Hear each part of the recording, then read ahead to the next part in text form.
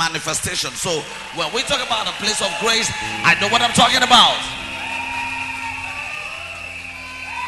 Grace is not about how you can fast or how you can pray. Grace is beyond that. Grace is full of trouble. Grace is full of trauma. Grace is full of hatred. Because if you are a man of grace, some people will hate. If you are a man of grace, some people will hate. Because they begin to misjustify you. They begin to misinterpret you. And they wouldn't know you are a man of grace. They look at the life you live. They look at what you do. They look at what you say. And consider and look at themselves. That he's not fasting. He's not praying the way we are praying. He's not fasting the way we are fasting. He's not going to the mountain the way we are going to the mountain. But he's better than us. Then they begin to hate you. They hate you for no reason. Not knowing that the only thing that makes the difference is the grace of God. When the grace of God is in your life, others will be struggling and you will be enjoying. Others will be fasting and you will be enjoying.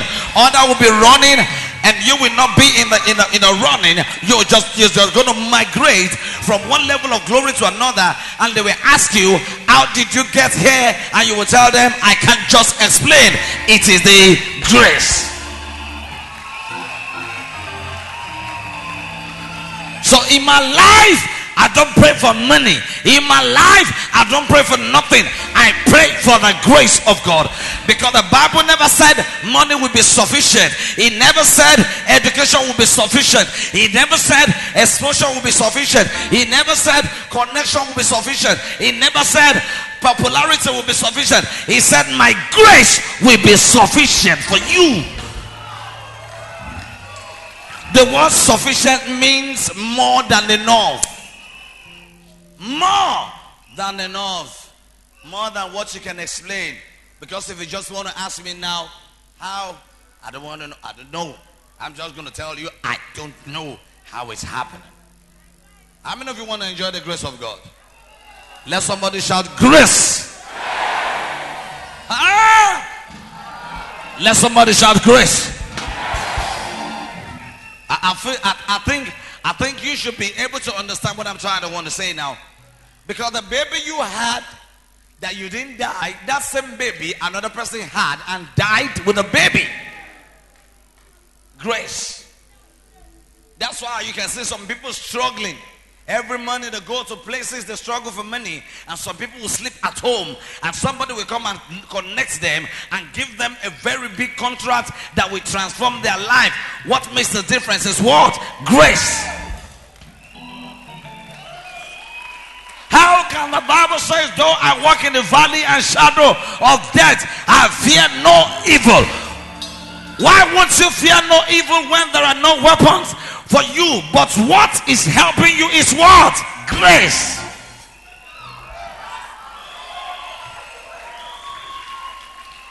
The meaning of grace means God is in the race. Grace, grace. The meaning of grace means God in the race. Because when you are alone in need, you're going to go meet people for help. You beg them for help, they turn you down. You call their phones, the switch off their phone for you. You ask them for help, they say they don't want to see your face again, don't call me. But when God is in the race, you don't need to call them. God knows who to call to come and help you. Because God will just touch them and say, go and help this person. Because he said, I know the thought I have for you. The thought of good and not the thought of evil. For you to have an expected end. Let somebody shout, grace.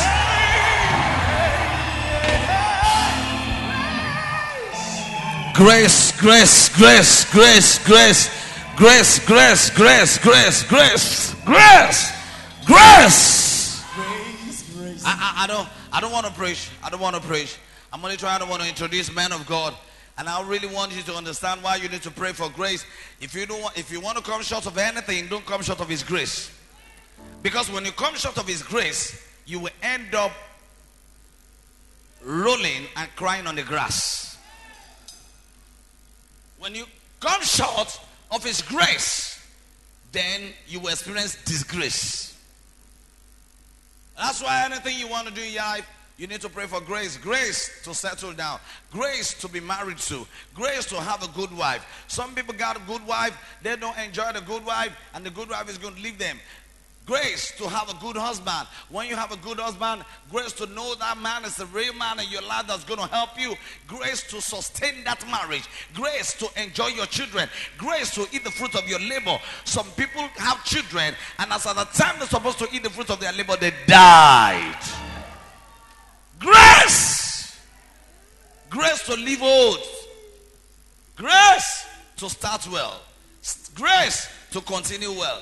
Grace to finish well. Grace to finish strong. Some people ended well, but they didn't end strong. That is when, as at the time they're supposed to enjoy the fruit of their labor, they are old and they are always sick. And you will see some people, they get money, they got connection, they got everything, and they have never been sick once. They ask them, are you sick? He said, I'm not sick. Because the Bible says, by stripe, I am healed. When grace is out of one's life, you run your race alone. But when grace is in your life, God will connect you to helpers.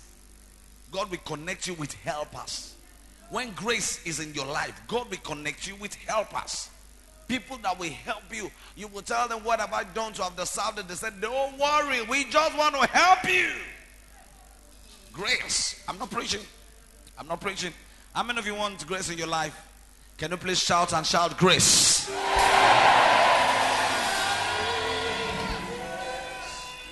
I feel I'm preaching, but I don't want to know.